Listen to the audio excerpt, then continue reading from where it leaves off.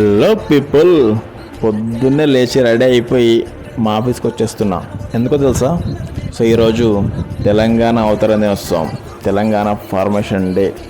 ఎంతోమంది అమరుల త్యాగాలు, నాయకుల ఉద్యమాలు, అన్నిటి ముఖ్యంగా శ్రీకాంతాచారి బలిదానంతో వచ్చినటువంటి మా తెలంగాణ ఈరోజు అవతరించింది. అందుకు గాను మా ఆఫీస్లో జెండా ఎగరవేయడం జరుగుతుంది. కాబట్టి నేను పొద్దున్నే మా ఆఫీస్కి వచ్చేసాను. సో మా ఆఫీస్కి రాగానే నాతో పనిచేసే అందరితో తెలంగాణ ఉద్యమం మనం చేసిన మెమరీస్ అన్నీ గుర్తు తెచ్చుకున్నాము.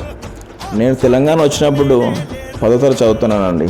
అప్పుడు కూడా మేము 10th క్లాస్లో బైకాట్లు ఉద్యమాలు చాలా చేసాం. అవన్నీ మాట్లాడుకున్న తర్వాత అందరం జెండాలు పెట్టుకొని జెండా వందనానికి రెడీ అయిపోయాము. సో మా మేడం గారు వచ్చారండి.